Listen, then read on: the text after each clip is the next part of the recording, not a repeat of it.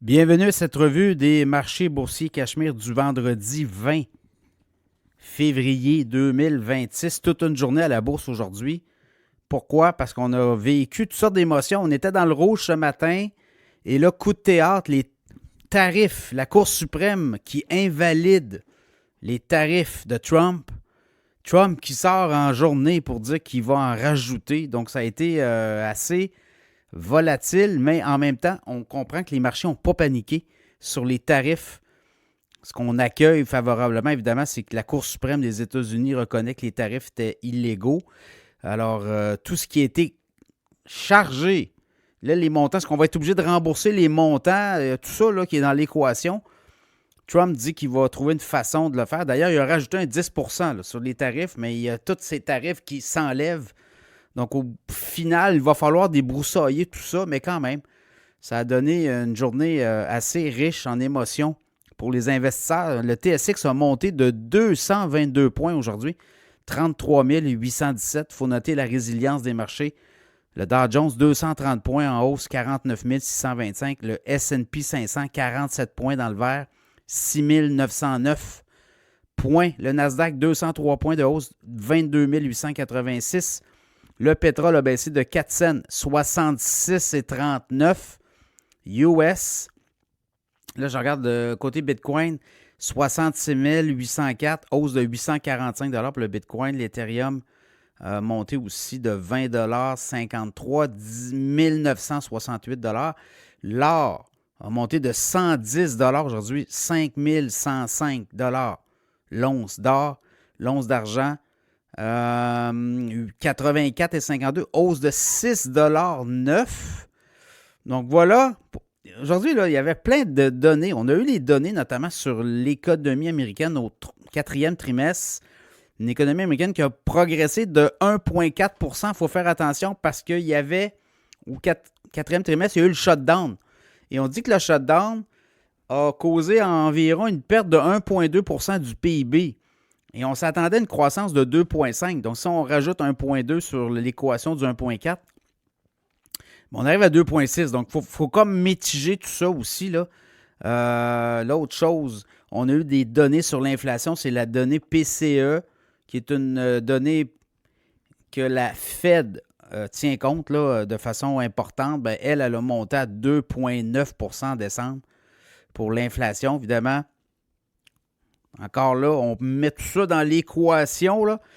Donc, voilà, ça donne ça. Ça donne des tarifs aussi, donc jugés illégaux. Et là, ben, Trump a parlé d'options de rechange. A dit, écoutez, on peut revenir. Il y a d'autres façons de le faire. On peut le faire sur tel article, tel article, tel article. Donc, c'est un peu ça qu'on voit là. Donc, je regarde un peu les titres qui ont monté aujourd'hui. Il y a eu une incidence là.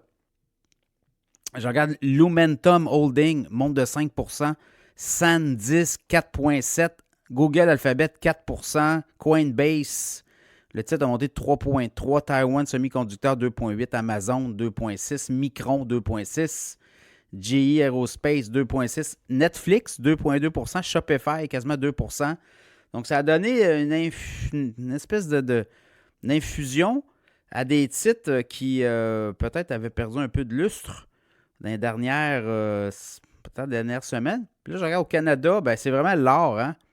L'or a explosé aujourd'hui. Là. Donc, Lundin Mining, 11 de hausse le titre aujourd'hui. Pan American Silver, 5,6. Alamos Gold, 4,4. First Quantum Minerals, 3,6. Wheaton Precious Metal, 3,3. Constellation Software, 3 Ivanhoe Mines, 2,4. Franco-Nevada, 2 Donc, vous voyez là, Shopify, 2 Cameco, 1,7 Fait que c'est ça aussi. Donc, voilà. Donc, les tarifs de Trump jugés illégaux. Trump a piqué une scène colère, qu'on dit, et veut revenir. Donc, on va voir comment tout ça va se comporter. Mais ce que j'aime, c'est qu'on n'a pas paniqué. Là. Il n'y a pas eu de panique. Bon, il remet un 10, puis dans le fond, il met un 10 mais là, est-ce qu'il va devoir rembourser? Là, c'est tout ça. Là. Il y a beaucoup de détails. Donc, on va voir si comment on va être capable de gérer tout ça. Là. Je vois qu'il y a comme des lettres qui s'envoient. Là. Il y a des des représentants, des démocrates, puis des représentants de certains États là, qui demandent un remboursement aux citoyens directement par rapport aux tarifs qui auraient été prélevés. Parce que est-ce que Trump va envoyer peut-être... il a dit qu'il le ferait, là. Il envoyerait peut-être de l'argent aux contribuables américains directement pour les tarifs perçus. Il avait dit qu'il le ferait. Fait que c'est peut-être ça qu'il va faire aussi. Là. On va peut-être avoir ça annoncé. Là, il y a de la politique, il y a un show aussi là-dedans. N'oubliez pas que les élections de mi-mandat s'en viennent. Donc, si on renvoie de l'argent aux citoyens américains, ça avait été prévu. Hein? Donc, c'est peut-être ça qui va arriver.